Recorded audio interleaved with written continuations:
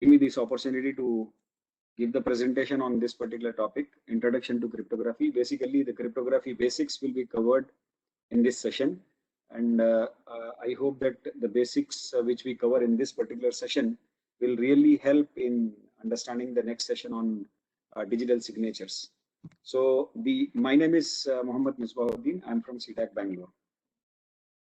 So the agenda of this particular presentation is to give the introduction to cryptography. Basically, the basic kind of ciphers, substitution cipher and transposition cipher is what will be covered in this particular topic, in this particular presentation. And DES, the function of data encryption standard, and hash functions, and the symmetric key cryptography, asymmetric key cryptography. These are the topics which I'm going to discuss in this particular presentation. Now, basically,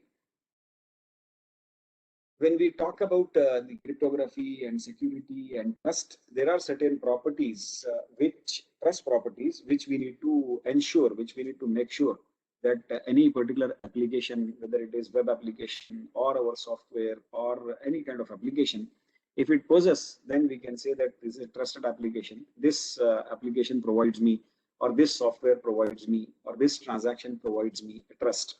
So what are those four main properties? The first one is called as confidentiality. Basically, it is called as privacy also. Basically, primarily it is known as confidentiality. So what is confidentiality? In simple terms, that a sender and the receiver are there. During the communication between sender and receiver, no unauthorized party or no third party should be able to read the communication, should be able to know what is being transmitted, what is being communicated. That is what is confidentiality. So if your application is preventing that disclosure of information to unauthorized individuals or systems, then your system is said to be providing confidentiality property. So basically, entity A and entity B are there and both are communicating with each other. So while communication, a third party, entity C, or in network security language, it is called as Eve or TrueD. So the third party should not be able to, which is unauthorized party, should not be able to read or at least access this particular document without the proper permission. So that is nothing but confidentiality. Another property is called as authenticity. Basically, you need to, authenticity is for many things, like authentication of a person, authentication of a data, authentication of a document, authentication of a transaction. So authenticity could be for anything. So if your application or software is ensuring that the user, the data, the transaction or the communication or the document are authentic or genuine, then that particular software is said to be providing authenticity property. What is authentication from the user perspective? From the user perspective, authentication is nothing but I am proving that I am Misbah. I am proving that I am Misbah. So for that, generally in conventional web-based authentication mechanisms, when I'm saying that I'm Misbah by entering my user ID and my user ID, so the system asks me, okay, if you are Misbah, then prove it. So then I enter the password, which is secret to me, or I enter OTP, which is again related to me, or I provide biometric, which is again related to me, or I provide digital signature, which is again belongs to me. So that is nothing but authenticity property, where I am proving that I am the one who I claim to be. This is nothing but authenticity. So the third property in the properties of trust is called as integrity. Integrity of data, basically. So what does it mean? Between entity A and entity B, when the transaction is happening, when the data is being transmitted, so during this transmission, the data should not be modified, should not be tampered, should not be edited.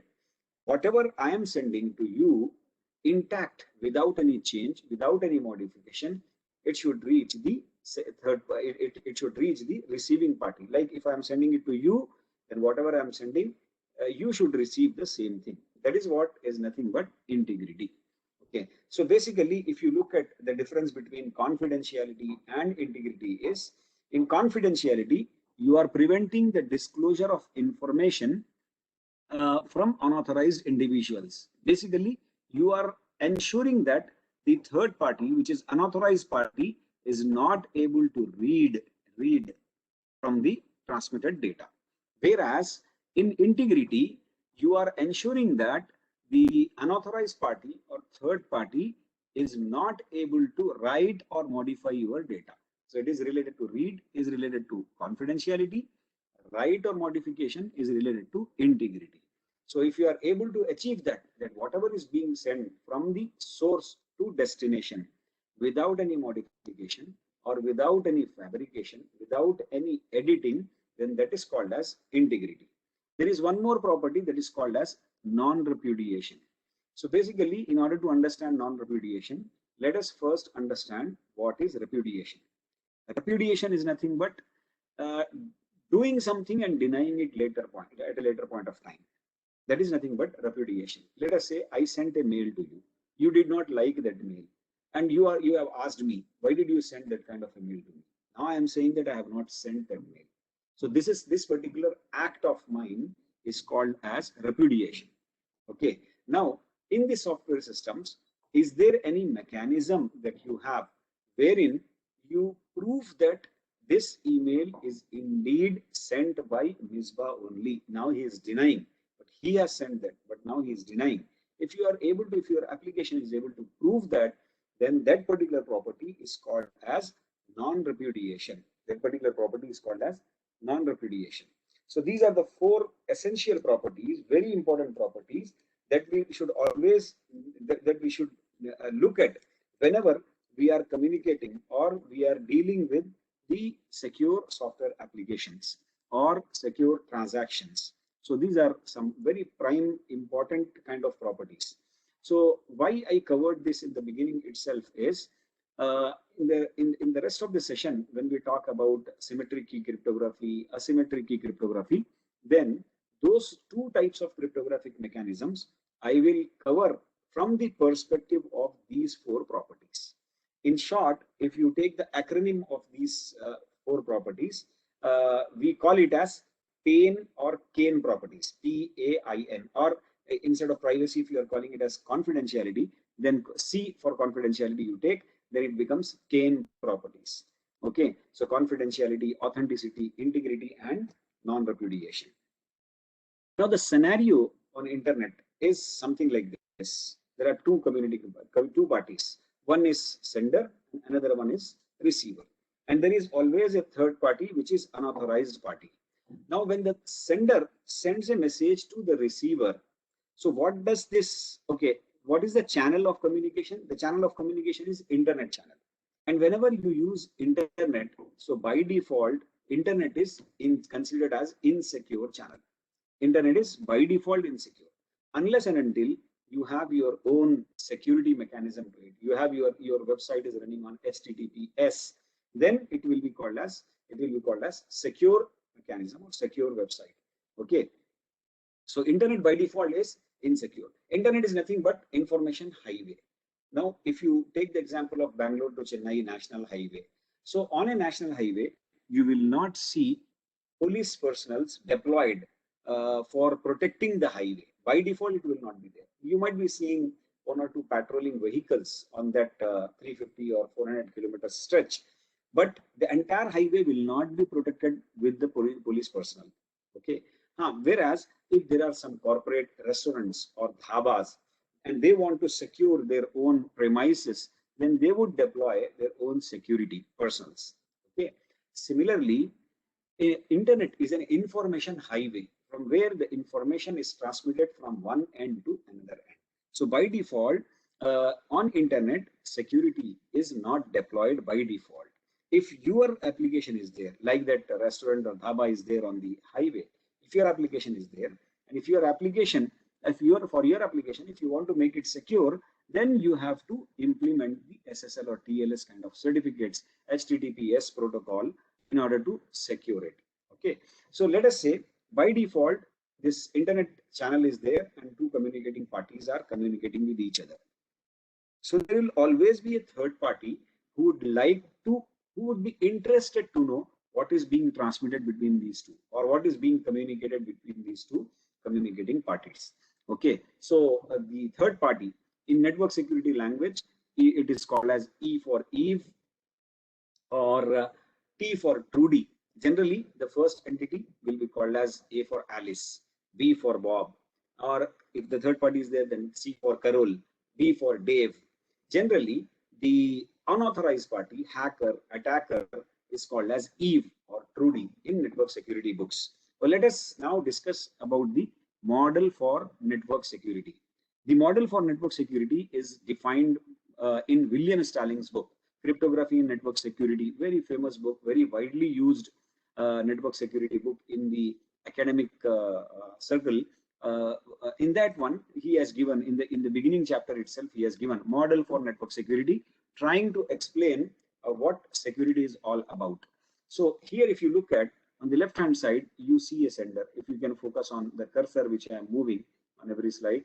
So sender wants to send a message to the recipient. Okay, so but this particular message, let us say this message is a confidential message or a secret message. So this message is to be protected. In layman's language, generally I give an example as locking. So you need to encrypt it. In order to protect, you need to encrypt it. So what is encryption? It is nothing but locking of your text. You lock the text in such a way that even though the resultant value is known to the opponent here in this particular diagram, if the opponent come to know also, he would not be able to decrypt it, or he will not be able to understand what is being transmitted. He will not be able to interpret what is being transmitted. Okay, so the first thing is you need to have a lock to protect that particular message. And when we talk about lock, you need to have a key also. So whenever a lock is there, at the same time you need to have a key as well. So what is lock? Lock is any cipher. Lock is any cipher, whereas key is any digital value, digital key, because this lock is also a digital lock only. So when you apply that security related transformation, so what happens here is your message will be transformed into some uninterpretable format, which is called as ciphertext, and the operation that is being done by the algorithm is called as cipher. So in non-technical language, the cipher can be related to a lock, and the key is related to the key of a lock. So when you apply a key to the lock, that particular item will be protected. Similarly, this message, if you want to protect this particular message, then you need to apply the key and a lock to that particular message. So let us say this particular thing is applied and you got a secure message. Secure message is a basically kind of non-technical term. In a technical term, it will be called as ciphertext, because cipher is being used to transform this text from plain text to ciphertext. Now this ciphertext is being transmitted over the channel. This is information channel, internet channel. Okay, at the receiving end, this secure message or ciphertext is received by the receiver, and the receiver applies the security related transformation. Means same, he applies the key to that particular lock to decrypt it or to unlock that particular message. And recipient, let us say the recipient is also having the same key, copy of the same key, then obviously that recipient will be able to decrypt that particular message successfully. So this is what is termed as symmetric key cryptography, an example of symmetric key cryptography. In asymmetric key cryptography, a third party is required. That is why a trusted third party is given here. We will discuss about this third party and all when we talk about asymmetric key cryptography. I'll move on to the next one. Now, if you look at the classification of crypto systems, your cryptographic systems can be classified based on types of operations. If you look at types of operations, then substitution and transposition cipher is there. If you classify the crypto systems based on a way in which plaintext is processed, then block and stream cipher is there. If the cryptographic systems are classified based on number of keys used, then symmetric and asymmetric key, and then hash function and steganography.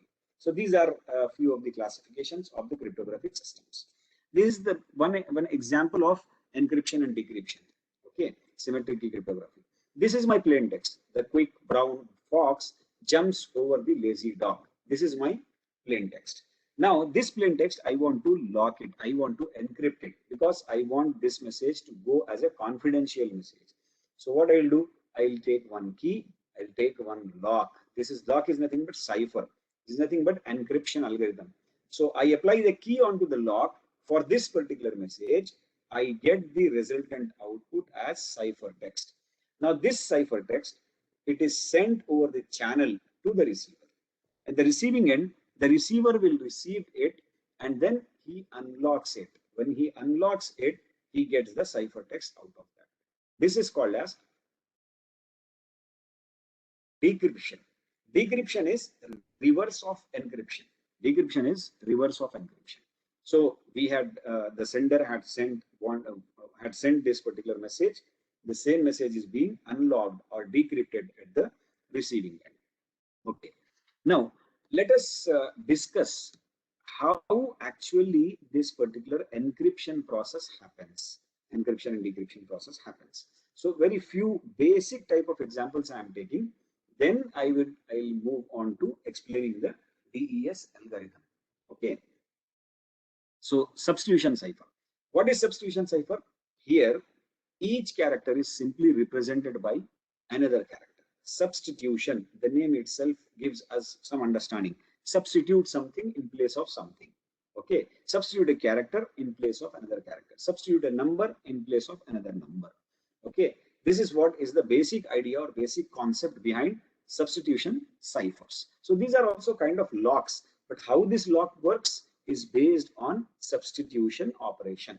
Okay, so here each character is simply represented by another character. Let us say an example of keypad is there. Like I have designed this particular keypad, for example. So my alphabet set is A to Z.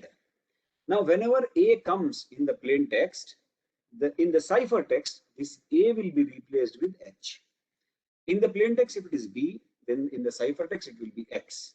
In the plain text, if it is C, then in the ciphertext it will be V.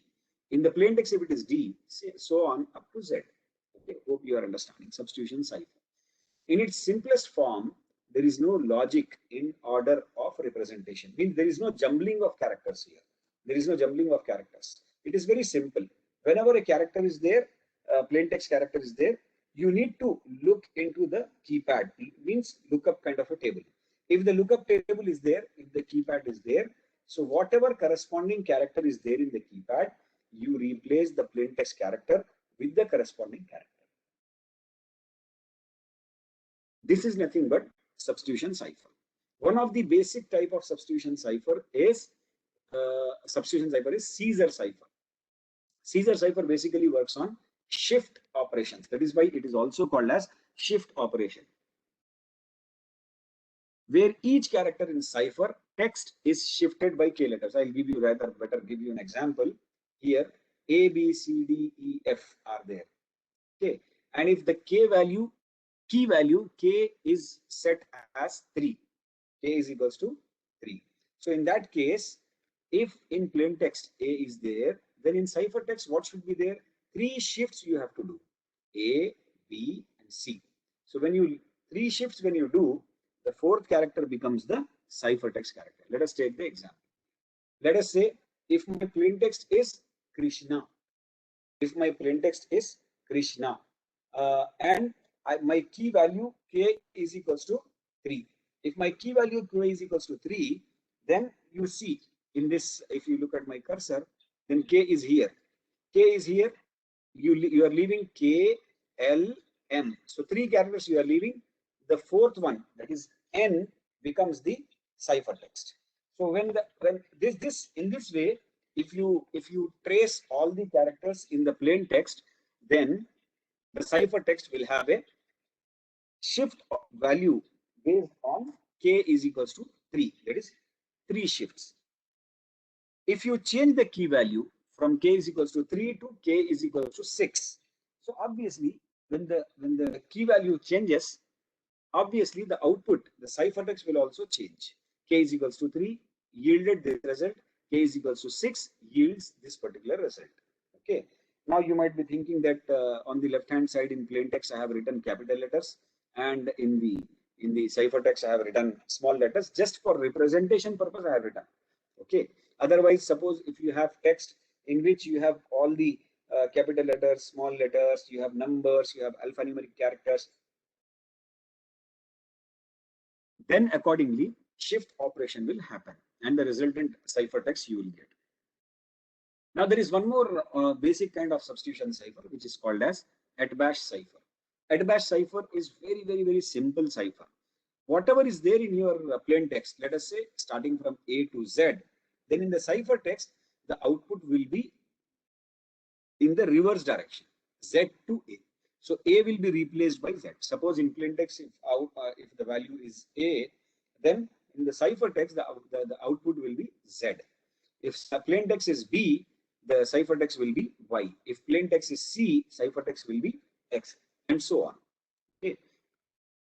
Now there is one more cipher which is called as Vigenère cipher. Little, not more, very little bit. It is also a basic cipher only, but little bit complex than the previous one. Now here what you have to do is, if you are entering all the plain text characters in capital letters only, then you need to first of all form a key matrix. What is this key matrix? How many alphabets are there? We have 26 alphabets, and we are taking only the capital letters. So 26 alphabets, A to Z. So here you need to create a key matrix which would have the 26 cross 26 cells. It should be a matrix of 26 bar 26, because the rule is the characters should be plotted in each and every row and each and every column. If you follow my cursor, you will understand. Each and every row and each and every column. Now, but the condition is the characters should be plotted in such a way that no character should be repeated. You can see here A to Z. Okay, here also in column A to Z. Now, if you start the second row starts from B, because you cannot again start from A here, because in the column the same character will come. That is why it starts with B and ends with A. So that way 26 cross 26 matrix is to be plotted. Now once your key pad or matrix is ready, what you have to do is you take the input. What is your input? My input plain text is square, SQUARE. This is what my input value is. Now what is the key value? Key value is FROGFR. This is what my key value is. Okay. So now what you have to do? How to get the ciphertext? Now see, you have got the lock. Vigenère cipher is a lock. Okay, and you have got the key also, and you want to protect this text called square using this key and this particular lock. So how to do that? For encryption, for locking this particular text, what you need to do is first take the plain text character one by one and look at the particular character in the row, and then look at the column character, sorry, key character in column. Okay, so S is in the row, F is in the column, and wherever they intersect, wherever they meet, that becomes the ciphertext. This becomes the ciphertext. So in this case, X becomes the ciphertext. Now, similarly, check Q and R. Now, where is Q? Q you have to look it in the row because it is a plain text, and R you have to look it in the column. So from R, if you trace till Q, you will get H. You will get H here. So that is how you get the plain text, ciphertext from the plain text. This is what is the operation of Vigenère cipher. Now, these were the simple examples of very basic examples I have taken for substitution cipher. Okay. Now there is another type of cipher under the classification, the way in which the plain text is processed that we have discussed earlier. You have another kind of cipher which is called as transposition cipher. What is transposition cipher? How it is different from substitution cipher? Please recall that substitution cipher, in substitution cipher, the character will be replaced with another character. Whereas in transposition cipher, here only the order of the character is changed. So the character will not be replaced. What does it mean? In transposition cipher, you may end up getting the same characters in the ciphertext also as in the plain text, but it will be in the jumbled format. It will not be in the same format, same sequence. It will be in the jumbled sequence. That is what is the transposition cipher. Now, let us take again basic examples of transposition cipher. The first one is called as rail fence cipher. Rail fence. You might have seen the rail fence, right? I'll just try to draw here. What is rail fence basically? A rail fence is, it looks like on the railway gates, you might have seen still in the villages. If you can see on the screen, I'm drawing this way. Okay, this way, the fencing of the railway platform will be there, or the fencing of that railway station platform will be there. Railway station wall will be there. This is called as rail fence. Okay. Now, based on this, the rail fence cipher is decided. So basically, if you look at the pattern is something like this. Something like this. Okay. Now, in the same way, what you have to do is, first of all, you take the plain text. What is the plain text in this particular case? The plain text in this particular case is, I change the pointer color, take it as blue for you to easily capture. So here, the input is capture fox. This is what is the input. Now, what you have to do in rail fence cipher, you have to plot the character in the form of a rail fence. Okay. So for that, what you have to do is take every alternate character in one first row and the second row, like this one. Okay. Now, if you try to draw a rail fence, it can be easily drawn here. You can see that. See here, it is something like this, rail fence. That is why it is called as rail fence cipher. Okay. So what you have done, what have you done? Nothing. Simple. It is simple. What you have done is every second character, every alternate character is pushed to the next row. Okay, because I had selected 2 rows. You can select 3 rows, 4 rows, n number of rows also, depending on the size of the text and all. Okay, so the first character is in the first row, third character, fifth character, seventh, ninth. So there. Okay, if it is 2 rows, then all the odd characters comes in one row, even characters comes in another row. This is what is the plotting of the characters. Now, what is the output? For the output, you take the first row first. So this you take first. So output will be CPUEO and then ATRFX. This is what is the output of the rail fence cipher. It is very simple. Okay. If you are getting 3 rows, if you have decided for 3 rows, then the third character would come somewhere here. Third character would come here, and then 6th character, then 9th character, like that. Okay, like that here. So it will be for 3 rows. Then in that case, what you have to do? The first row becomes the first part of the ciphertext. Second row becomes the second part of the ciphertext, and all so on and so forth. Okay, this is what is rail fence cipher encryption mechanism. Now there is one more cipher that is called as route cipher. Route means the route itself gives us a meaning. Rasta, I mean route, path. How you are drawing that, how you are designing that particular path. Okay, that gives a meaning. Now here, if you look at we are discovered, flee at once. This is what is the plain text, and this is to be encrypted. Okay. So first of all, in this example, what you have to do is you have to first plot these characters into rows and column format. Here in this example, I have taken the top to bottom approach, this way.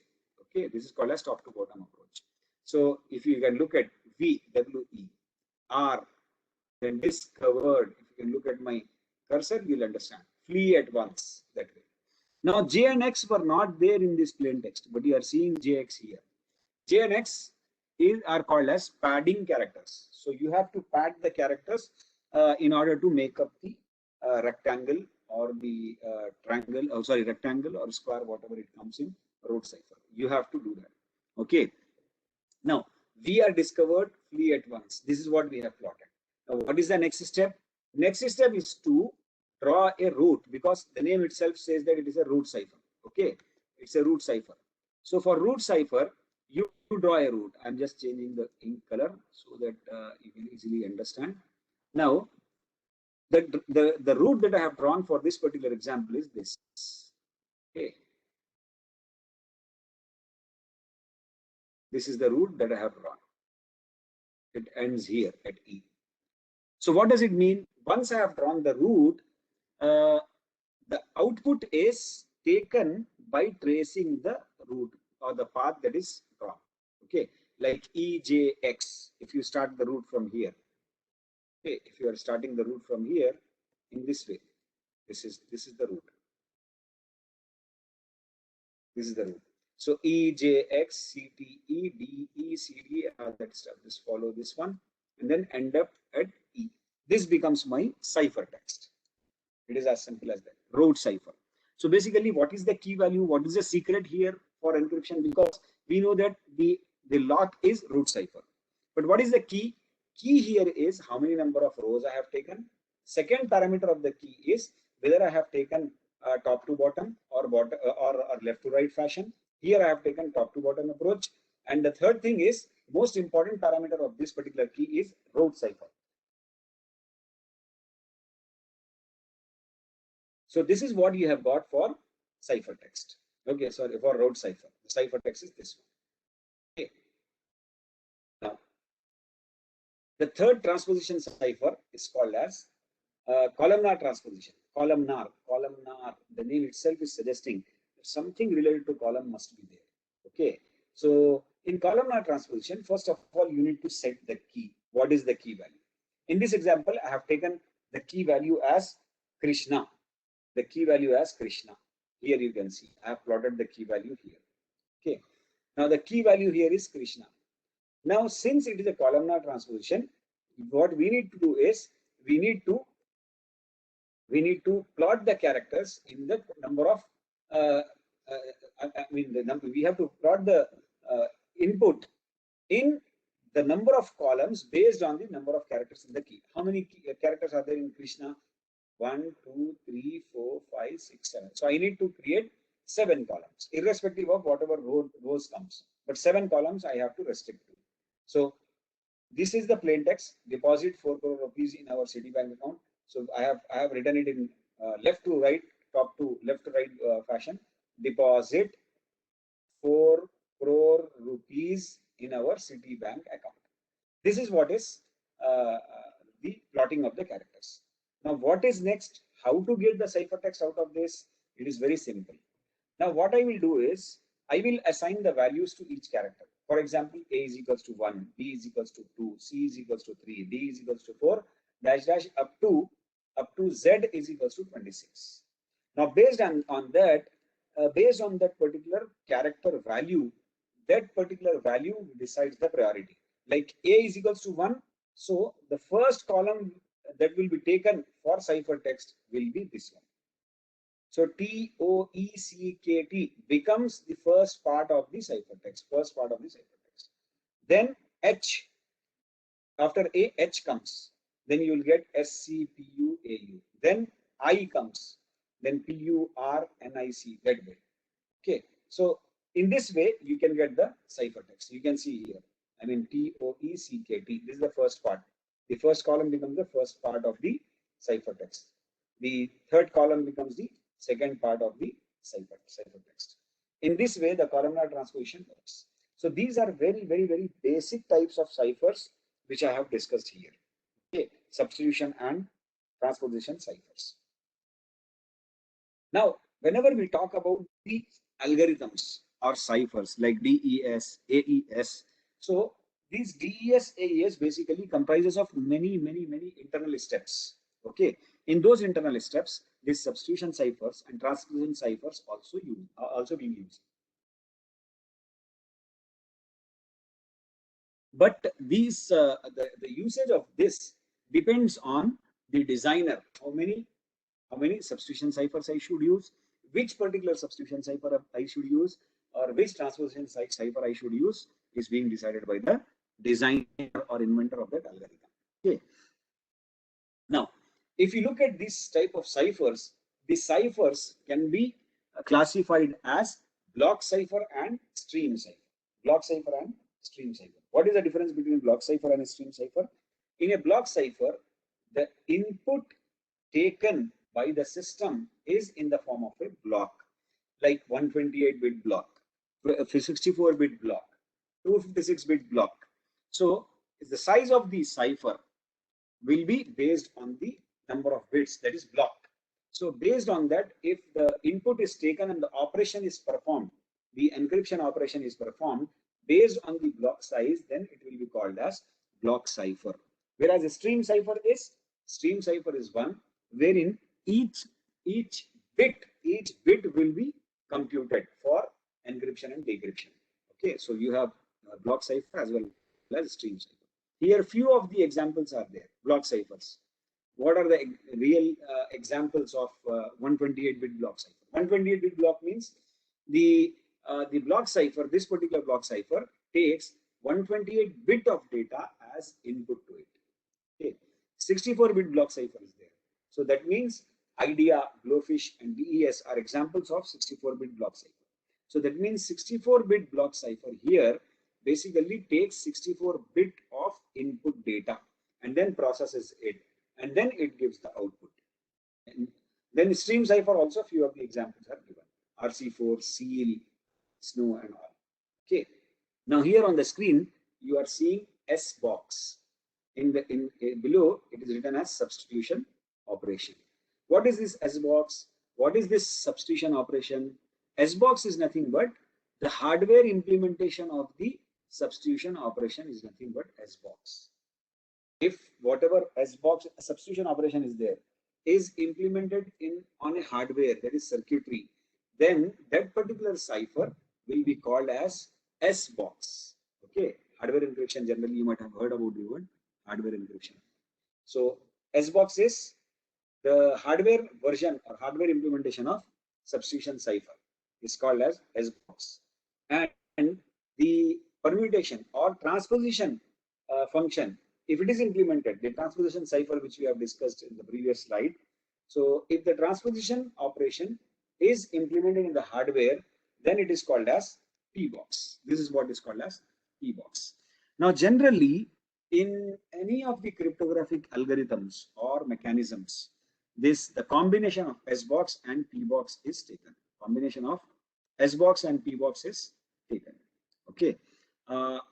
If you have any doubt, you can put the questions in the chat box here. Okay. If you have any doubt, you can please ask the questions. Now, meanwhile, we'll go to the next one. Now, I want to ask you these questions. I hope the participants, any of the participants would like to reply. My question here is choice of cryptographic algorithm. Suppose if you are a security analyst or senior security analyst, and you are going to decide on what kind of security implementation should be there in your organization's software, then what kind of cryptographic algorithm would you use? Okay, so there are the choice of cryptographic algorithm is basically depends on these 4 parameters. Number 1, the number of rounds. How many number of rounds are there? Now, what is this round? Round is nothing but iteration. Iteration also people say iteration. Okay.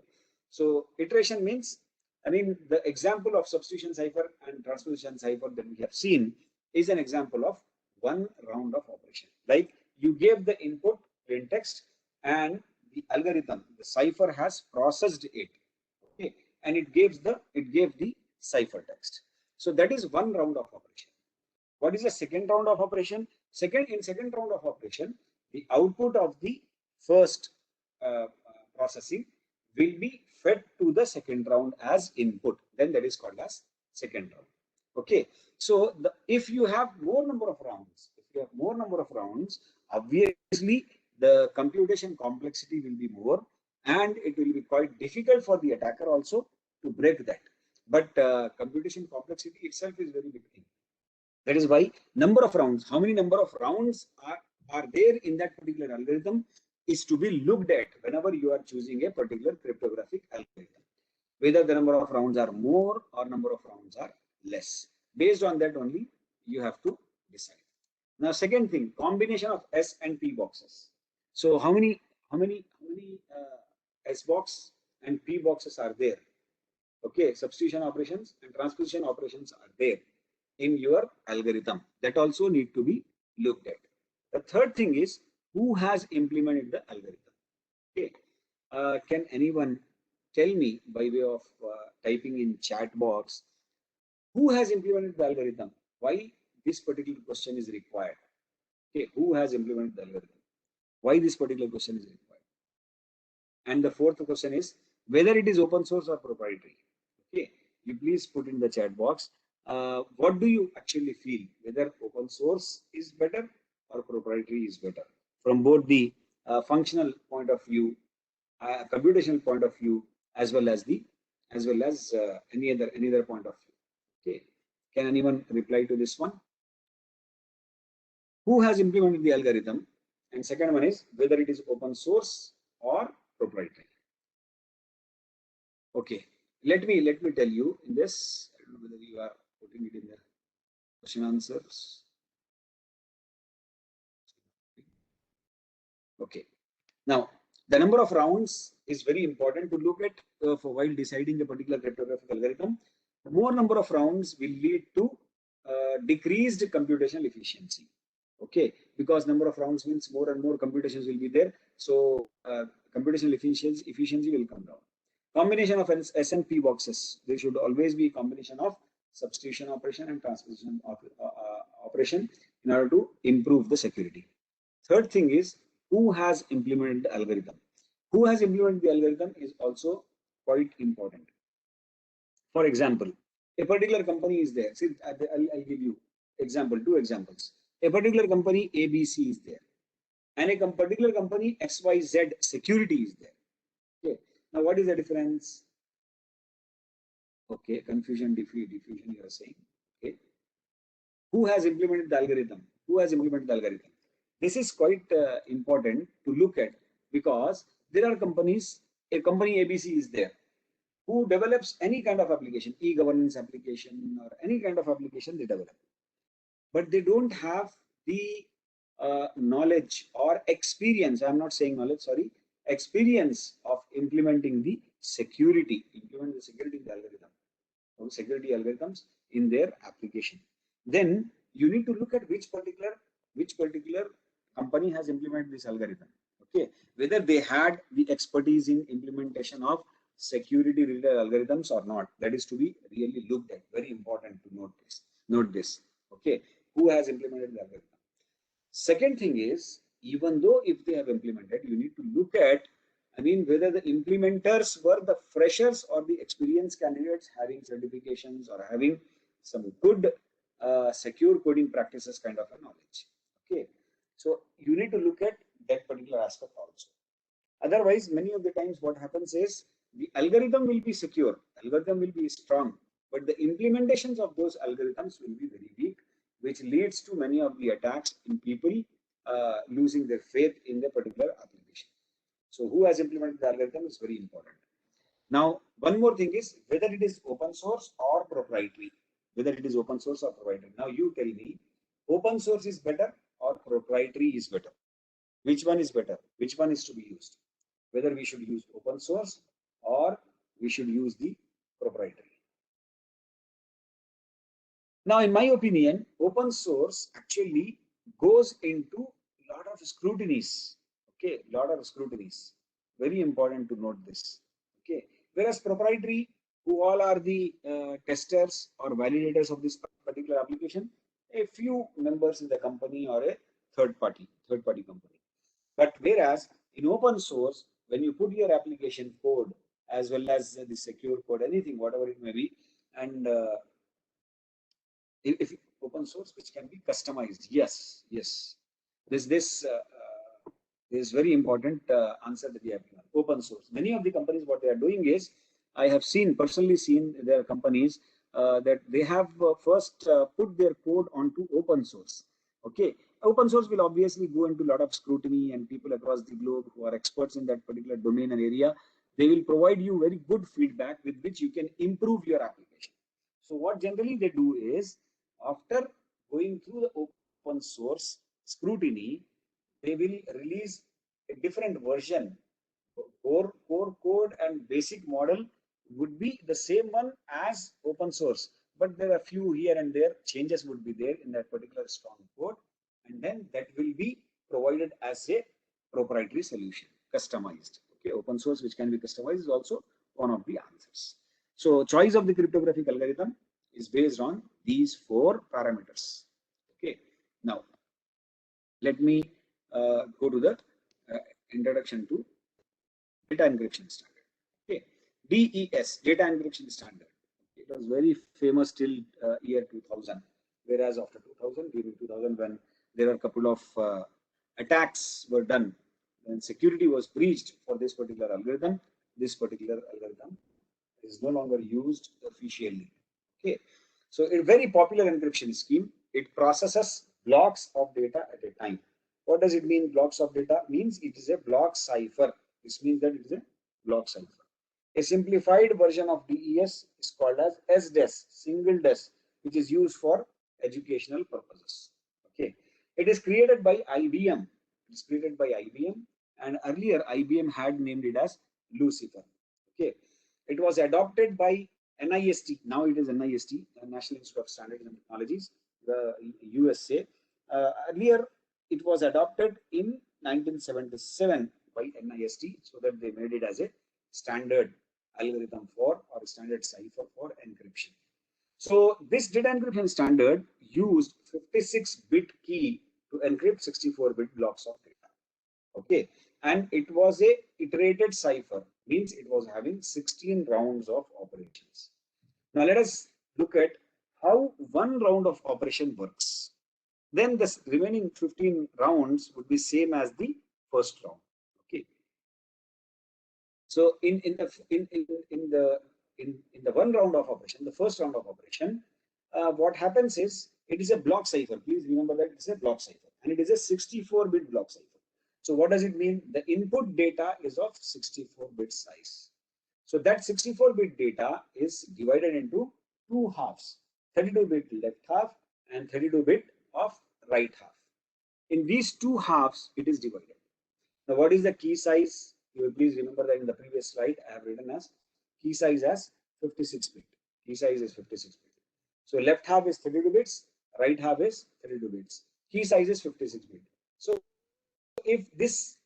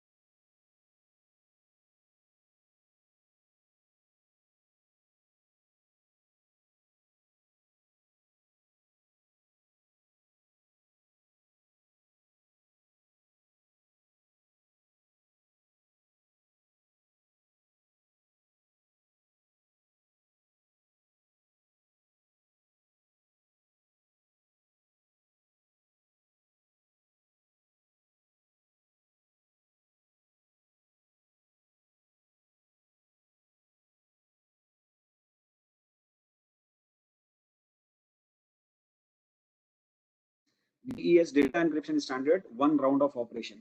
So as I told you that DES is basically a block cipher. Okay, so block cipher means it takes the input data in the form of blocks. So one block size is of 64 bits here. So that 64-bit is actually divided into two halves, two parts, 32-bit and 32-bit that you are able to see. So this 32-bit block is the half block is there. We are calling it as left half and right half, if you can follow my cursor. Then we have the key of size 56-bit. So key is of 56-bit, one half is of 32 bits. So in order to work, in order for the processing, both the values should be equal. So 32 is not equal to 56-bit. So what they will do is the key, they will the 56-bit key, they will compress it a little bit, and they will apply the shift operation also, and then they apply the compression function. This 56-bit key is reduced to 48 bits. Now, this 32-bit of right half is expanded using expansion box, E box, to 48 bits. Okay. How they expand? Basically, they apply the padding techniques. Okay. The padded characters will be added to it. Now, your data size is of 48 bits, key size is of 48 bits. Now, these two are XORed. When these two are XORed, now you get the resultant value, which is fed to S box. What is S box? Again, substitution cipher. In hardware implementation of substitution cipher is called as S box. Okay. So, and then this S box will internally compresses the data back to 32 bits again. So this 32 bits of S box resultant value goes to P box, which is the hardware implementation of transposition cipher. P box is permutation or transposition cipher, which we have seen in the previous slides. And then the output of P box is now XORed with, you have seen that left half we have not touched till now. Whatever processing is being done, it is done on right half only. So now what they will do is this left half 32 bits will be XORed with the output of this processing of right half. Okay. And now the resultant value will become new right half. Rn, if Rn was the first round, R0 as the first round, then the second round R1 becomes this 32 bits. This is the resultant value. And what about the new L1 for round 1? Then the existing right half becomes the previous right half, I can say, sorry, the previous right half becomes the new left half. So now again you have got the 64-bit block. So one round of operation is completed. For the second round of operation, this 64-bit block is again fed to, again being processed in the same way. So how many times? 16 times, because it is 16 rounds of operation. What is it? The DES is an iterated block cipher. It is also called as iterated block cipher. Why iterated block cipher? Because iterations are there. 16 rounds of operation are there. And why block cipher? Because it operates the data in the form of blocks. That is why it is called as iterated block cipher. Attacks on DES. DES basically was cracked because of the weak key size. You know that 56-bit key, that means 2 to the power of 56 combinations, permutations are there. So weak key size, generally the key size should be strong. Generally people look at only the strength of the lock, but not look at the strength of the key. While in cryptography, when you are deciding, you need to decide based on the strength of the lock as well as the strength of the key. So weak key size is there.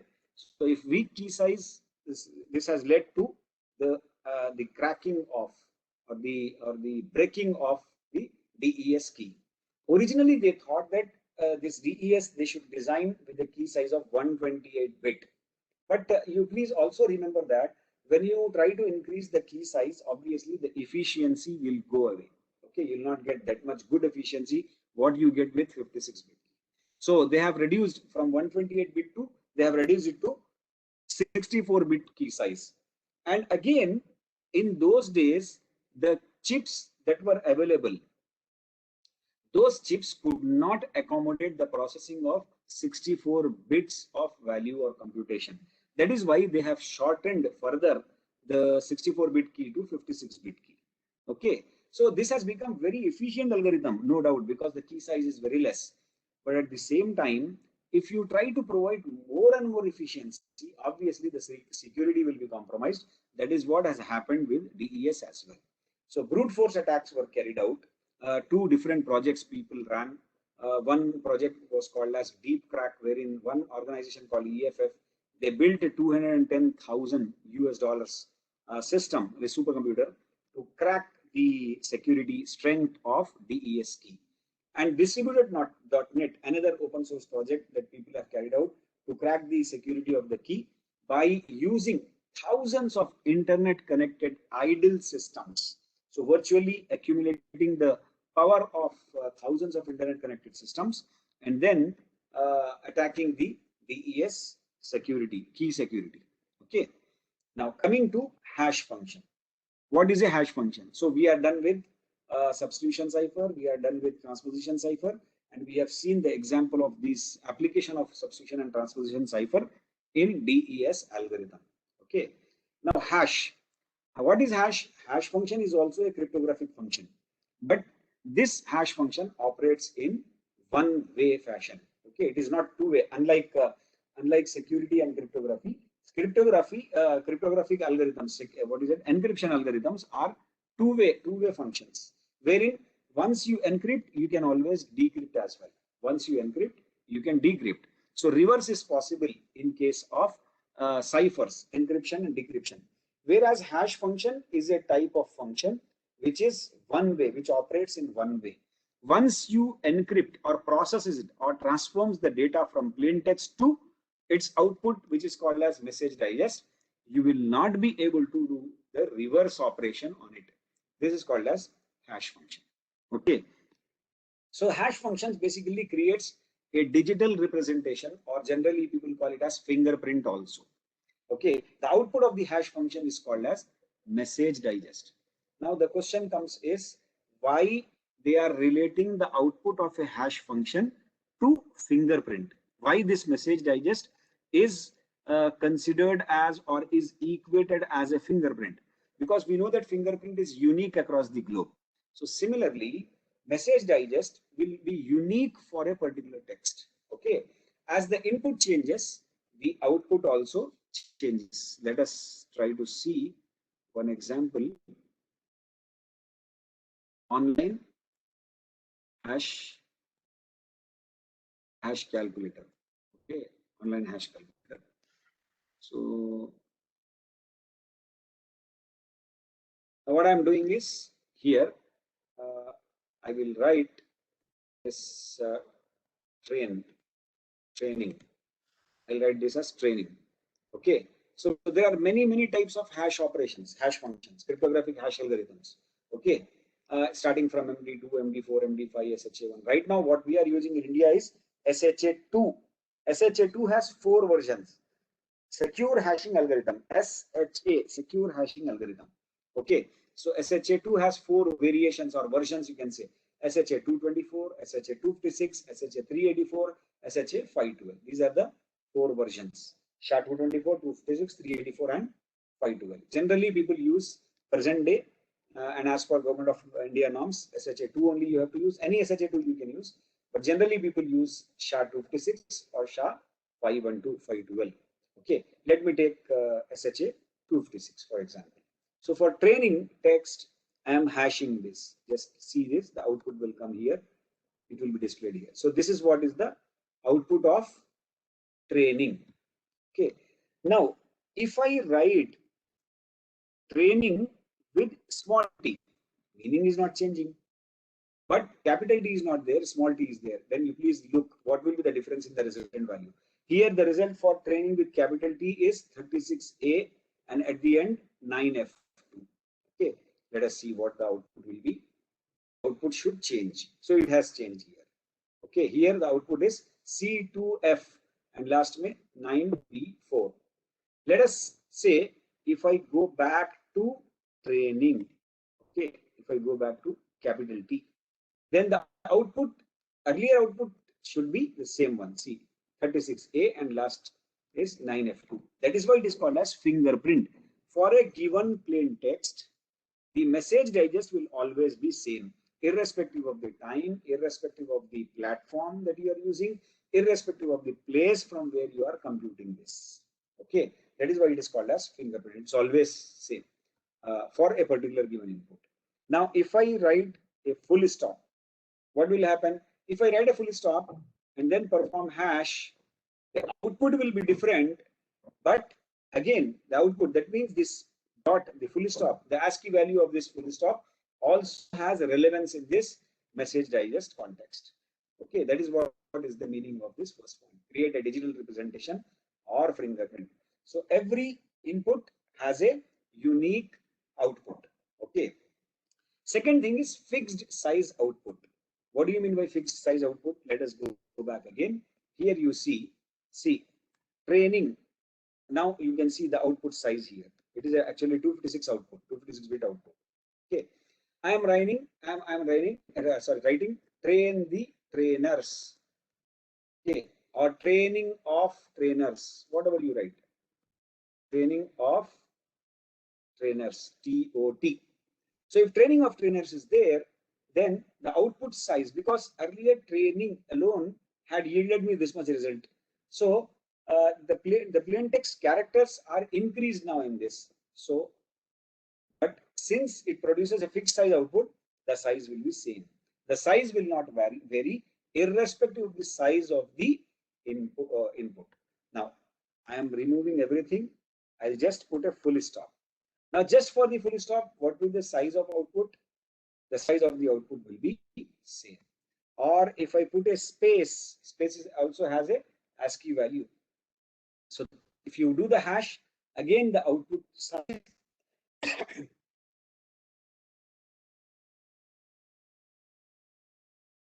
output size will be same for this as well, but the output will be different.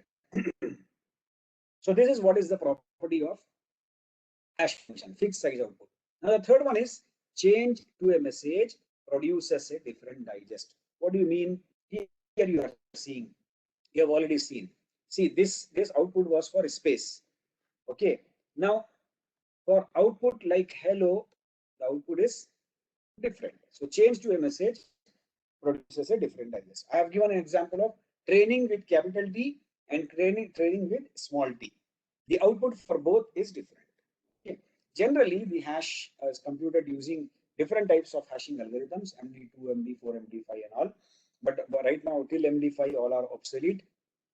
Presently in India, we are using, as per the Government of India guidelines also, we are using secure hashing algorithm, and secure hashing algorithm, the version 2 we are using. So it is called as SHA-2, SHA-2. Okay. Now there are some important properties that every hash function should possess. If the hash function does not have that particular property, then that hash function cannot be used. It can be discarded from the market. Okay. The first one is called as consistency. Consistency means same input must produce the same message digest. No randomness. You have already seen that. Okay. If you use training with capital T every time, after 5 minutes, 10 minutes, 1 hour, 2 hour, 20 years, 40 years, the output should always be same. This is what is called as consistency. Uniqueness, very important property. Uniqueness means computationally infeasible to identify two messages. Two messages means two inputs that will generate the same message digest. What here it is being said that, unfortunately, see here, for hello, you have got this particular output. Okay. For CDAC, the output should be different. Obviously, the output should be different. But unfortunately, for two different inputs, if the output is same, then that particular property is not a unique property. The uniqueness property is breached. The uniqueness property is compromised. So that is where one weakness, one vulnerability of hash function is called as collision attack. So it is said that the collision happens. Okay. So meaning that two different inputs are colliding on the same output. That is what is called as collision attack. If any hash function is vulnerable to any collision attack, then that particular hash function will be discarded from the industry. Okay. Property is one way. I have already told you that it is computationally infeasible to identify the input given a message digest. If you are given a message digest and you are asked to decrypt it and get the message out, it is quite difficult. Okay. This simple example I have already shown you, that live example from net. Okay, hi Jay, I'll be in the park at 3 p.m. Viru is sending a message, and then this is the message digest that is being received. Hi Jay, in the park. Hi Jay, I'll be in the park at 3 p.m. Only full stop is additional here, so the output will also be different because the digest are created based on the given input. If the input changes, the digest also changes. One-way property means you are given a hash and you are asked to get the plain text. This is quite difficult. This is not possible. Okay. So these are various versions of hash functions, MD5, SHA1, and SHA2. As I told you, that SHA2 has four versions: 224, SHA224, SHA256, SHA384, and 512. Similarly, SHA1 160 bits, MD5 128 bits, 128 bits. Okay. Generally, example of hash function is generally it is used in authentication system.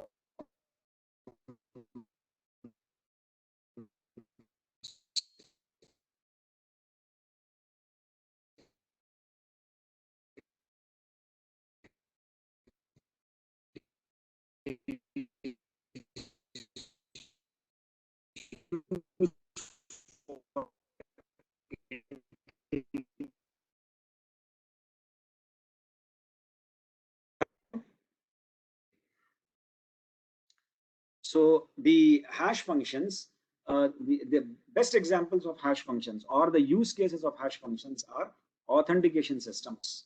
Okay, in authentication at the time of registration, when you set your password, hash of your password is computed, and once the hash is computed, the message digest is stored in the password table or the database. At the time of login, the user will enter the username and password in plain text format.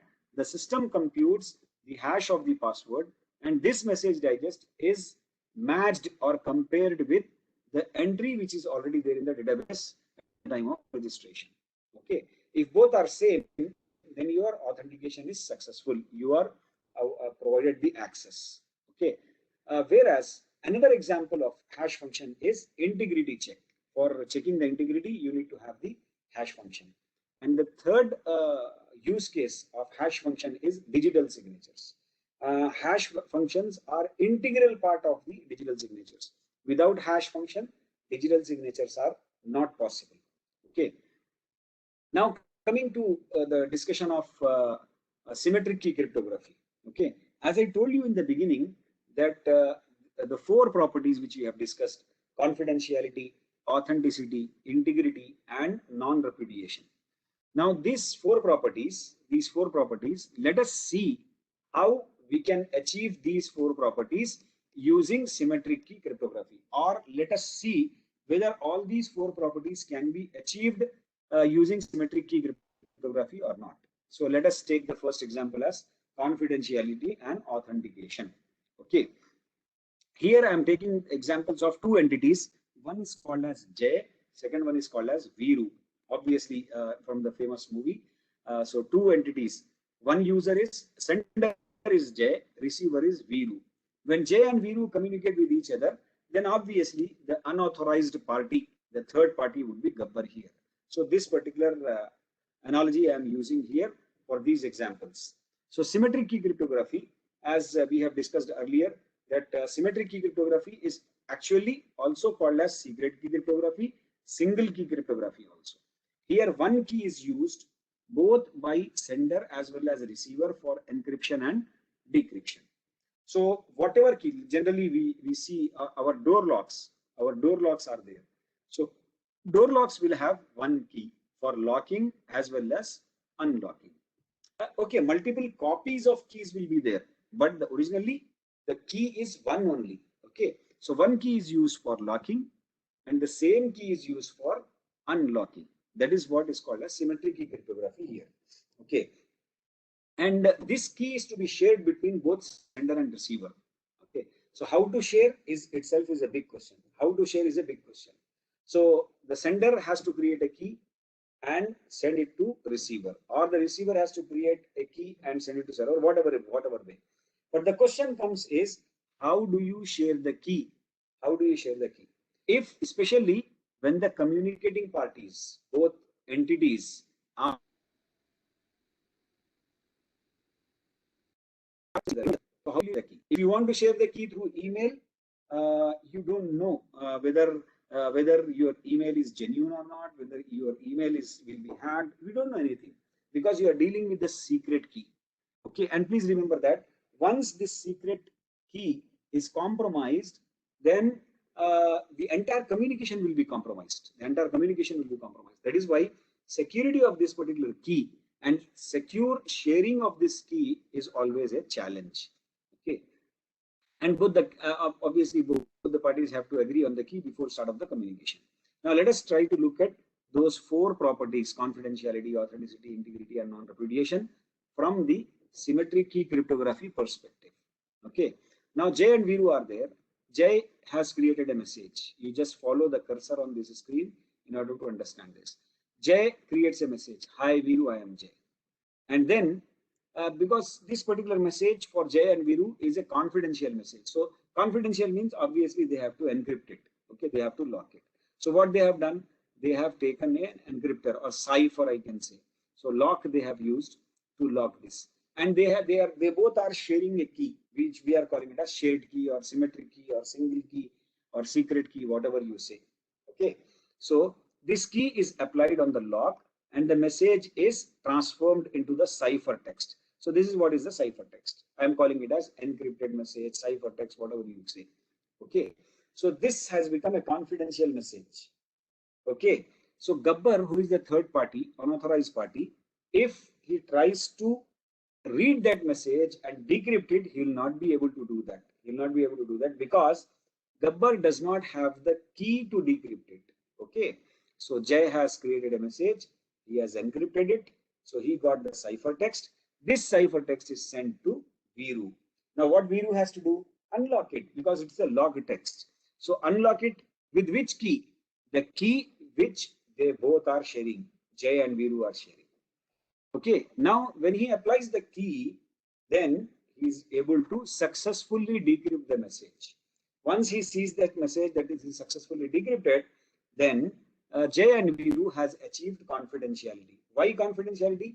Because the intermediate unauthorized third party is not able to read the message or content of transaction, whatever you say. Okay. And second thing is we have also achieved authenticity in this, authentication in this. How come? Because when Jay is sending a message to Viru, he is sending by encrypting it. And Viru is maintaining his key. When he is able to successfully decrypt it, then it means that the key that Jay is using is same as Viru. So both have actually the same keys, and Viru is recognizing, authenticating, validating Jay. That is why it is called as authentication as well. So confidentiality and authenticity is achieved using symmetric key cryptography. Unauthorized login attempt. Generally in attack terms, it is called as spoofing attempt. Spoofing means pretending to be someone else. I am Misbah, but I am saying that I am someone else. Okay, so pretending to be someone else. Actually, it's called as spoofing kind of attempt. So spoofing attempt is being tried here by Gabbar. Now you see here, Gabbar is initiating communication with Viru. Viru is not aware that he is communicating with Jay. I mean, sorry, he is not communicating. He is communicating with Gabbar and not with Jay. So what Gabbar is doing, he is creating a message: "Hi Viru, I am Jay." Okay, even though he is not Jay, he is creating a message: "Hi Viru, I am Jay." And since he knows that these two guys communicate securely, so he knows that they are using DES algorithm. This is what is lock algorithm. So DES algorithm, and that particular algorithm requires a key. What size of key? 56 bit. So he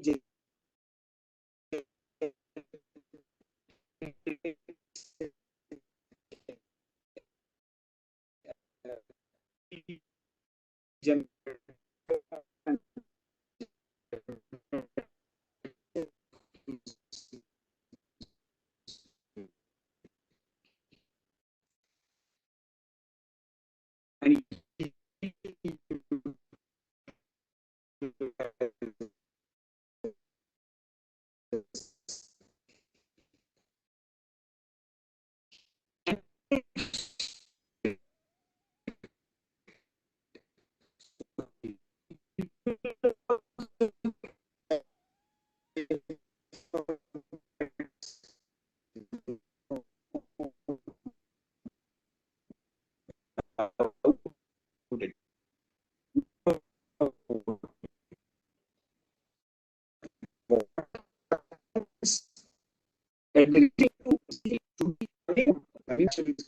Gabbar. So he picks up and decrypt the message. He would get this attempt can be identified and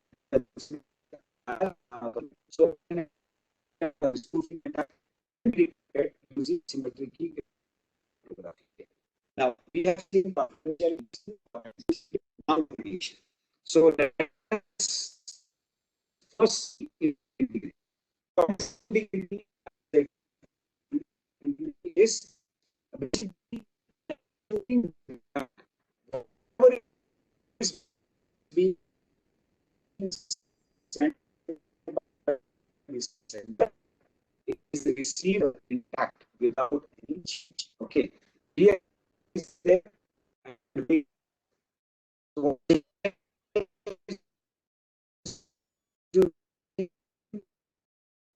J has created a message. The first thing that will come to the message digest office. It is required.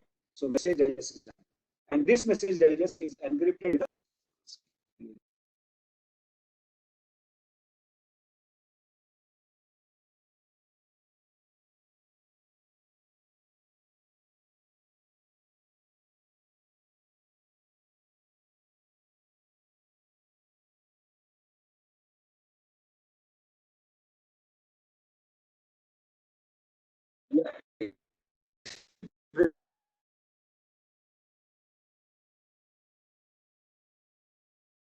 And computer the digest of it. Okay, this digest is encrypted with the shared key. Okay, so now in this you are ready with the encrypted digest. I have written here as encrypted digest in short form. I have written. Okay, so now since integrity is required, that is why for integrity check you need to send the plain text as well as the message digest. Both you have to send, because at the receiving end he wants to compute the message digest of the message and cross check it with the encrypted digest. That is why you have to send both plain text as well as you have to send the encrypted digest. Now these two are received at the receiving end, encrypted digest and message.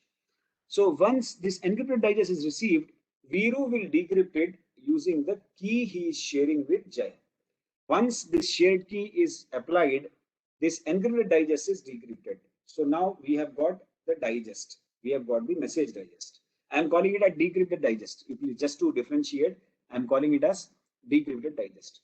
And this plain text message, they'll apply hash function on it, hash computation on it. So you will get the computed digest. Now these two digests, if both are same, because this one is encrypted, so Gabbar cannot change, and this was open, Gabbar can change. So if Gabbar changes this, then this message digest will be different from this.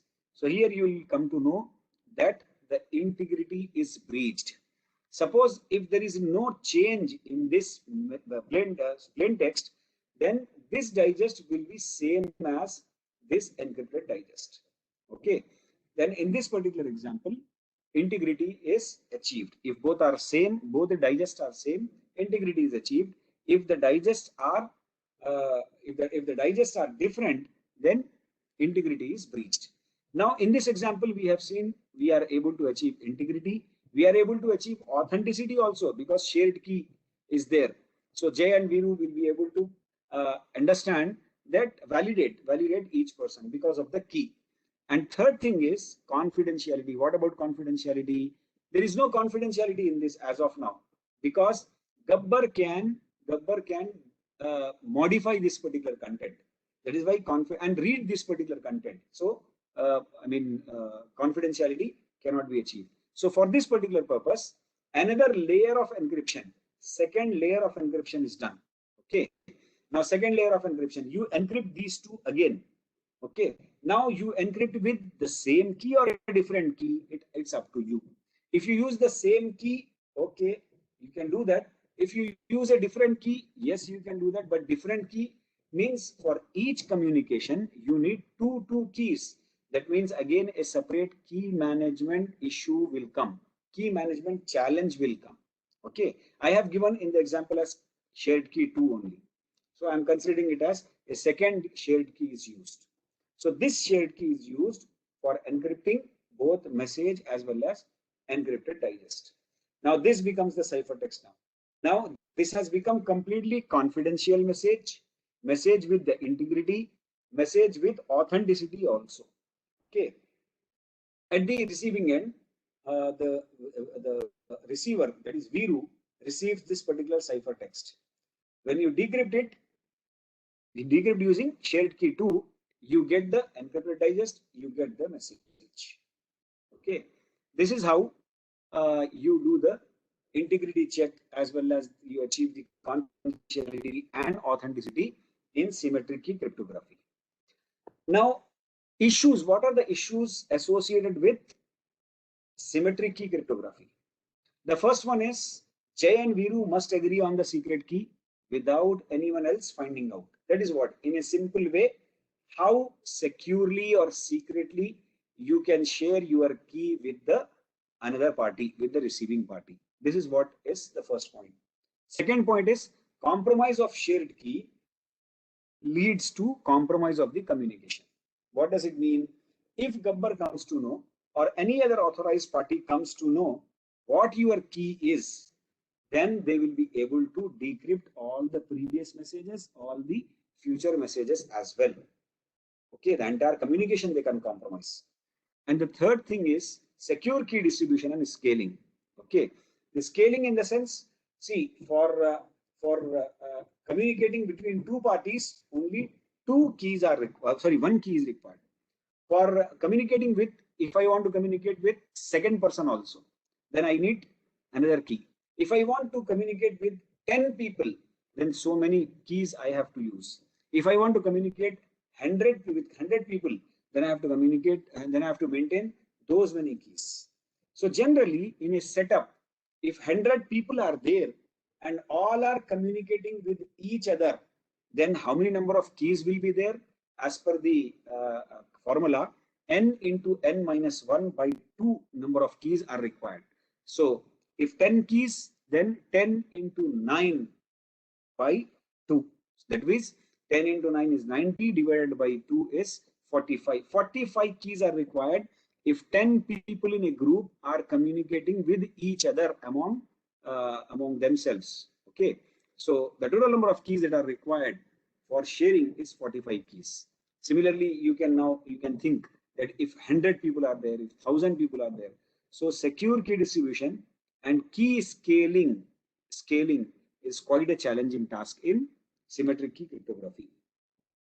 Now, what can be achieved using symmetric key cryptography? The first one is confidentiality, which we have already seen in the previous slide example. Second one is integrity. Yes, we can achieve. We have already seen in the previous example. Third one is authenticity. That yes, we can achieve authenticity as well, because both are using the shared key for communication. Okay. Now the question comes is, what about non-repudiation? Out of those four properties, what about non-repudiation? So in non-repudiation, please remember that symmetric key cryptography cannot be used for achieving non-repudiation. And why? I will give an example. Let us say Jay and Viru. Again, take the example of Jay and Viru. Both Jay and Viru are there. They are very good friends. But one fine day, on a particular topic, they did not agree with each other, and then that has led to fight. And they have, their friendship is not that much now. So out of the anger, Jay has sent a message or email to Viru. Sending an offensive email or obscene email accounts to cybercrime. Okay, it is also one of the cybercrime. So he has committed a cybercrime. Jay has indeed sent a mail, a threatening, I can say, a threatening email to Viru. Viru did not like it, and then he actually went to the police and then he filed a case. The case has gone to the court of law. Okay. Now, please remember that before getting into the court of law argument or discussion, please remember that these two were earlier friends and they had shared the key also. Okay, both have shared the key among themselves. Now, and they used to communicate with each other through email using encrypted communication. So their software was implemented in such a way that whenever they send email to the other person, that email will be fully encrypted and then only it will be sent. So this is what is the background scenario. Now in the court of law, the court asks Jay that there is an allegation on you that that you have sent a threatening email to View. Obviously, Jay will say that no, I have not sent, sir. Anyone will first deny only. Okay, he'll say that no, sir, I have not sent the email. Now, Viru is saying that, sir, he only has sent that email. He's saying that, no, sir, I have not sent email. I don't know who this person is. Why should I send an email to him and all that stuff? Okay. Now, Viru is getting agitated. What he has done is, okay, you are denying that you have sent a message. Sir, I have a proof that he has sent me encrypted message and I am able to decrypt it, because earlier we used to chat, we used to have communication. Okay. We used to have secure communication, confidential communication with each other. Okay. So in that particular case, what happens is, court of law asks Jay, saying that Viru is saying that you had sent an encrypted email and he is able to decrypt it. So Jay will again say that, sir, first of all, I don't know who this person is. I have never sent a mail. Leave aside the mail. I have not even sent an encrypted email to him. I don't know who this person is. How can I send an email? Okay. Now, Viru will say that now this guy is always in a denial mode, repudiation mode. So what to do? So Viru has brought a common friend who knows both Jay and Viru.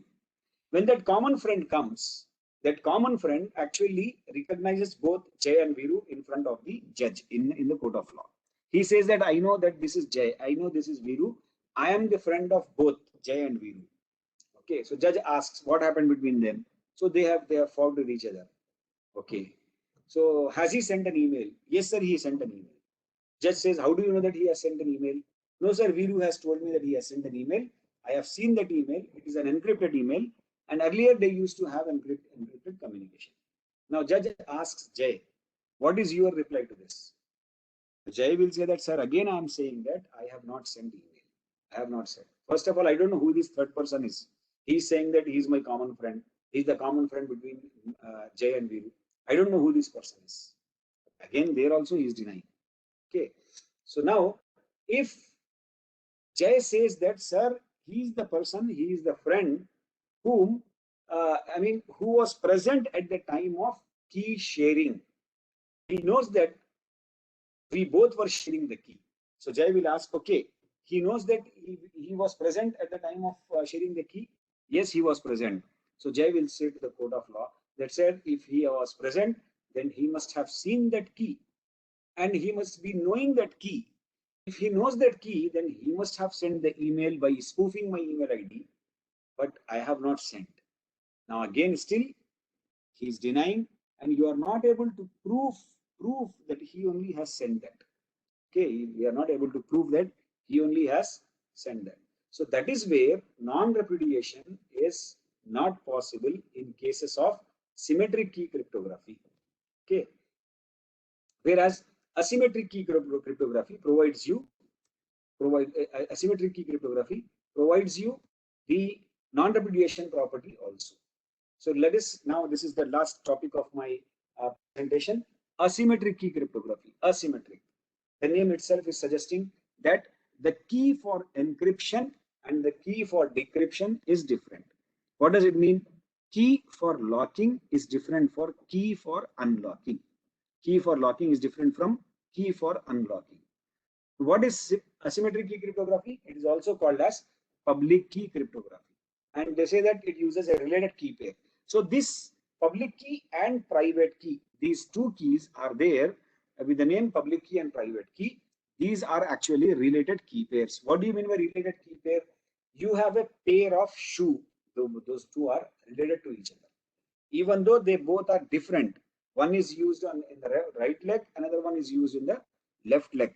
But at the same time, they both are related to each other. Similarly, two keys are there, public key and private key is there. Public key, what is public key? Public key is, name itself suggests that it is public. You can share it with anybody. Nothing is going to happen. Private key, the name itself suggests that it is private. You have to keep it as a secret. You have to protect that particular key. So these two keys are there in public key cryptography, public key and the private key. Okay. Now, please remember that while talking about symmetric key cryptography, I gave you the example of door lock. So one key is used for locking as well as unlocking. Whereas in asymmetric key cryptography, two different keys are used. Please remember, one is private and another is public. So out of these two keys, one key will be used for encryption. The second key will be used for decryption. Okay. Can anyone give an example of real life scenario where you have seen, where you have seen a key, no, sorry, a lock, which is locked using key A and it is unlocked using key B? Can anyone give an example? Don't give the example of bank locker. In bank locker, manager and you will have the key. But while locking, manager will not be there. Okay. So two keys you are applying for locking. Whereas what I'm saying is one key, let us say key A is used for locking, then key B must be used for unlocking. This is what is the scenario. So in real life, if you have any example for that, you let me know. Otherwise, I'll tell you. Okay. So the asymmetric key cryptography is like key cryptography is similar to a door lock, whereas asymmetric key cryptography is similar to a car remote. A car remote will have two buttons, one for locking, second for unlocking. Okay, one for locking and second for unlocking. It is and the function of that particular key or that button is exclusively defined. If your door is to be closed or locked, but you are keeping on pressing on unlocking button, then nothing is going to happen. Okay. The same is true the other way also. So that is how one key is used, public key is used, or private key is used for encryption. Whichever key you are using for locking, the opposite key is to be used for unlocking. Okay. I'll give you one example here.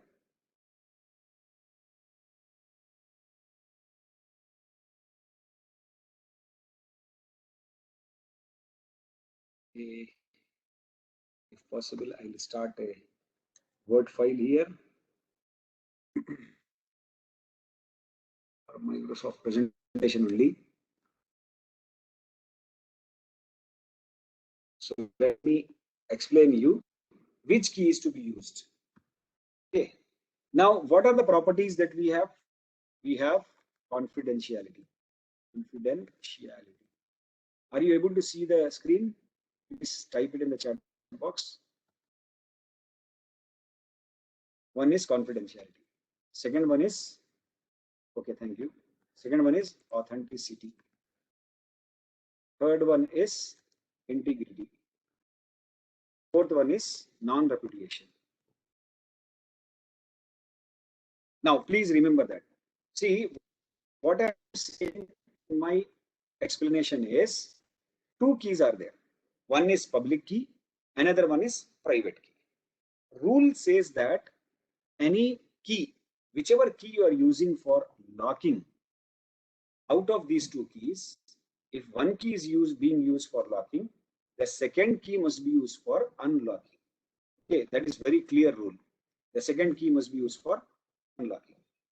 Now, which key is to be used for locking? Whether public key is to be used for locking or whether private key is to be used for locking.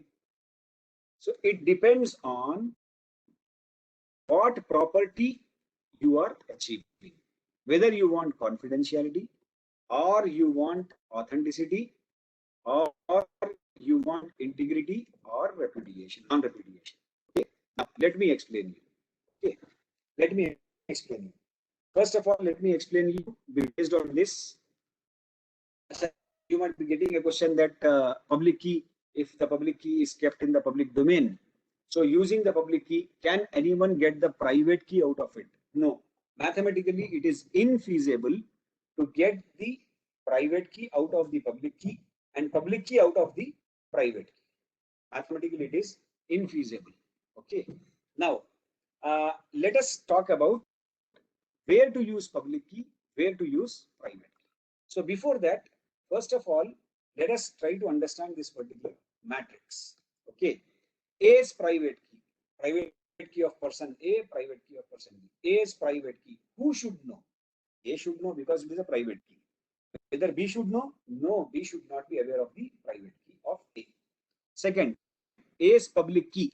Yes, anyone can know that because it's a public key. It can be shared with anybody, even Gabbar can know that. Unauthorized party, the third party, even if it is knowing, nothing is going to happen.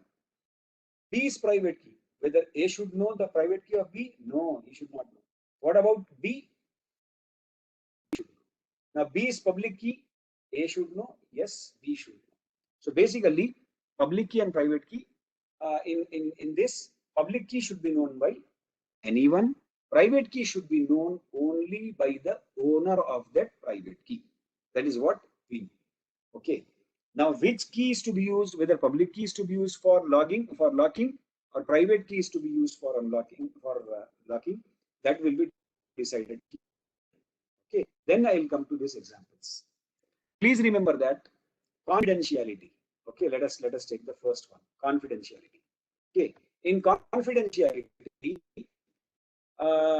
what is the main purpose? Purpose is preventing unauthorized user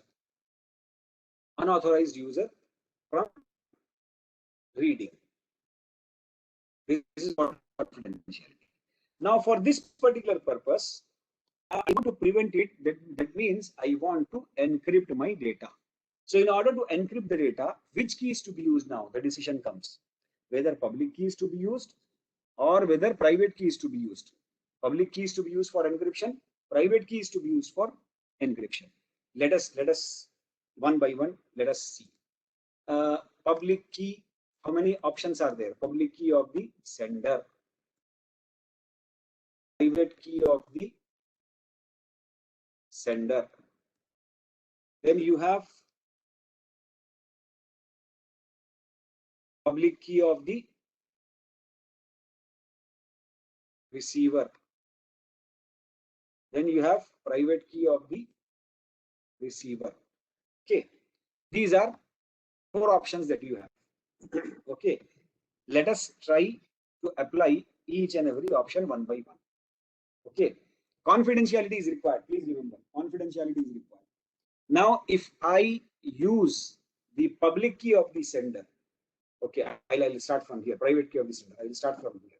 If I use, sorry, I'm really sorry. I will start from first one only. Public key of the sender. I am the sender. You are the receiver. I want to encrypt the message, so I am using my public key and encrypting it, locking it. So if I lock using public key, the unlocking should be done using private key. The unlocking should be done using private key. Whose private key? Whosoever's public key was used, the corresponding private key is to be used. So what I have done, I have used my public key as a sender, encrypted the message and sent to you. You are the receiver. Now, which key you want to decrypt? You want to decrypt. If you want to decrypt, you need private key of the sender because public key of the sender was used for locking. So you need private key of the sender. When the private key of the sender, how the private key of the sender will be given to a receiver? No, private key cannot be shared. So this means this is ruled out. Okay, this is ruled out. You cannot do this. Okay. Now, private key of the sender. Let us say I want to encrypt the message using private key, my private key. I want to encrypt the message using my private key. So I can encrypt it, no problem. When I encrypt it, which key is to be used for decryption? The corresponding public key. Means my public key is to be used for decryption. This is looking like good option.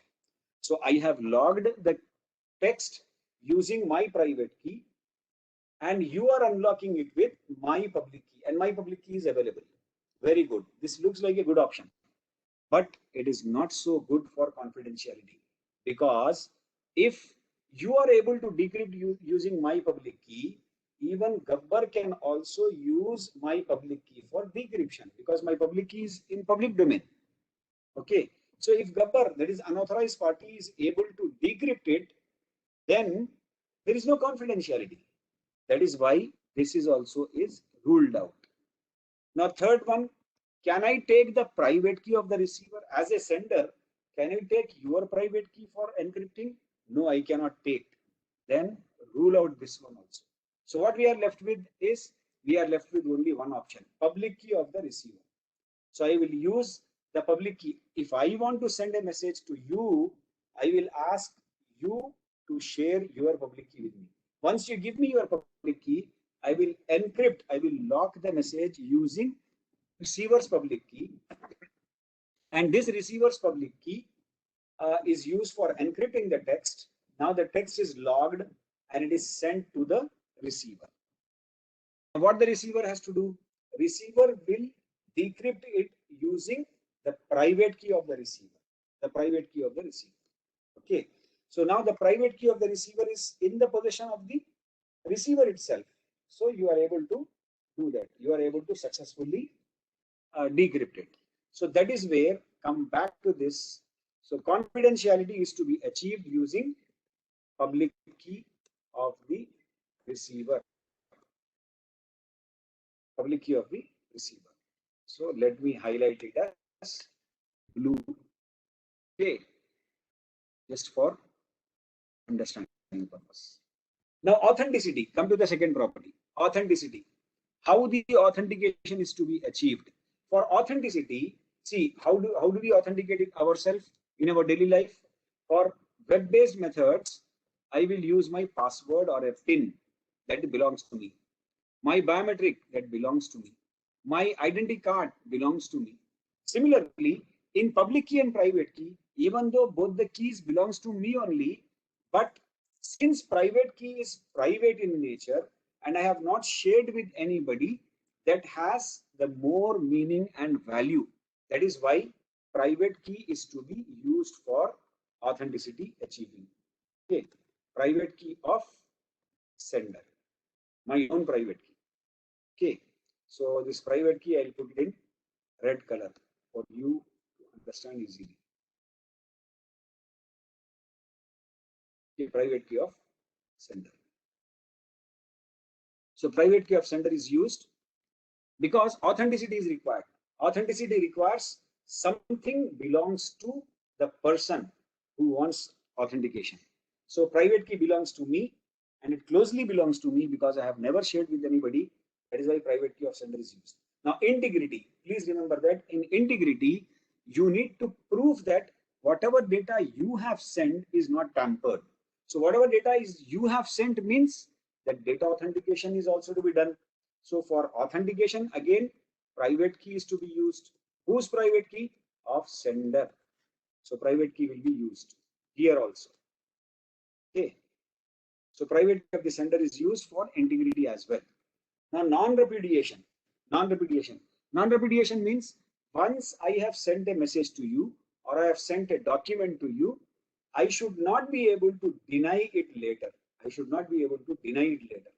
So if I use my public key, I can deny because you can also use my public key for sending a message. Whereas if I use my private key, I cannot deny later. And you cannot get my private key. That is why private key of sender is to be used. Private key of sender. Okay. So please remember that in this particular example of confidentiality, authenticity, and integrity, three properties, authenticity, integrity, and non-repudiation, can be achieved using private key itself. Using private key itself. Okay. So authenticity, integrity, and non-repudiation can be achieved using private key itself. Whereas only confidentiality is there, wherein you need to use the public key of the receiver. Now, if you have understood this one, I go to the actual examples of authentication. So first, let us try to check the same four properties: confidentiality, authenticity, integrity, and non-repudiation. So let us start with authentication. In authentication, because authenticity is required, so which key is required? Private key. Private key of the sender is required. Authenticity, something authentic should be there. So private key is authentic. So what Jay will do? Jay creates a message and then Jay will encrypt it using the private key. Jay's private key. Okay. Now Jay's private key is used for encrypting it. So a ciphertext is being transmitted over the channel. This is also ciphertext. Okay. And then when it goes to Viru, Viru will decrypt it with the public key of Jay. Why public key? Because Jay's private key was used. That is why Jay's public key is to be used. So once he applies Jay's public key, the Viru will get the message. Now the question comes, okay, authenticity is achieved because Viru is able to authenticate by way of using public key of J. Okay, so authenticity is achieved, but the question is confidentiality. Confidentiality is not achieved because, like Viru has used J's public key for decrypting, Gabbar can also download the public key of J and decrypt it. That also can be done. So Gabbar can decrypt it, so no confidentiality. Here, please remember that in this example, we just wanted to show you authenticity alone. Confidentiality was not a requirement here. Okay, that is why only private key is used. Now, second thing, what about encryption? Encryption means here actually this is encryption in the sense confidentiality. Here it is confidentiality. Okay, so for confidentiality, I already told you in that word in that another file. I have shown you that confidentiality means you have to use the public key of the receiver. So J creates a message, hi Viru, I am J, and then he encrypts it using the public key of Viru, Now, once it is logged using public key of receiver, no one can unlock except Viru because Viru is having the private key for unlocking it. So when it goes through the channel, Gabbar only sees a ciphertext. He will not be able to decrypt it. And then when it is received by Viru, Viru decrypts it using the private key. Whose private key? His own private key, obviously. Private key will be belonging to that particular person only. Okay. So this is how authenticity and confidentiality is achieved. What about integrity? Integrity example like symmetric key cryptography, what we have taken. Hi Viru, I am J. And then a message digest is computed. Hash value is computed. So this message digest is encrypted using the private key of J. Okay. So you got the encrypted digest, but in asymmetric key cryptography, that encrypted digest itself is called as signature, digital signature. Okay. So now here, plain text is sent, digest is also sent, digital signature is also sent in order to validate by Viru. Now Viru has received signature, Viru has received message. What Viru will do? What is the signature? It is encrypted message digest. So Viru will decrypt it. With which key he has to decrypt it? Whichever corresponding key was used earlier. That is J's private key was used. So J's public key is to use. So Viru will use J's public key to decrypt the signature to get decrypted digest. Same as in the previous example. And this message will be given to hash function to compute the hash value of message. So you get the message digest. If this message digest and this message digest differs, means two message digests are different, then integrity is not achieved. If both message digests are same, then integrity is achieved. Okay, now in this particular example, integrity and authenticity is there, but what about confidentiality? Because Gabbar is able to still read this message. What about confidentiality? So for confidentiality, you have another layer of encryption, second layer of encryption. So in second layer of encryption, you take the message and the signature which is being transmitted, these two, and then you encrypt this also. When you encrypt this entire message plus signature, this entire content, then you will get the confidential message. Now, no one can decrypt it now because you have got a two-layered encryption. Okay. So here, I mean, Viru, when it receives, he decrypts it using Viru's private key. Okay. This is how your asymmetric key cryptography works.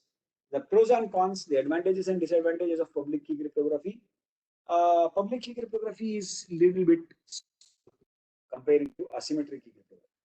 That is the weakness of it. What is the strength? It has solved the problem of passing of keys. And the third one, the key aspects that the public key and private key is being used, is still used and widely being used. Okay, public key and private keys widely being used, and it is implemented most of the places. It is implemented using RSA algorithm. Misconception: people think that it is the most secure technology, but you cannot guarantee about any other technology. The second thing is, people think that because of the invention of asymmetric cryptography, advent is not,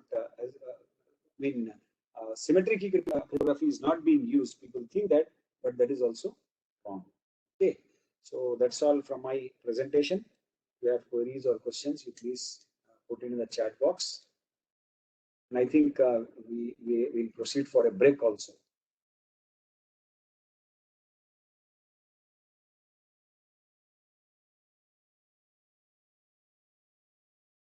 The second speaker is already there.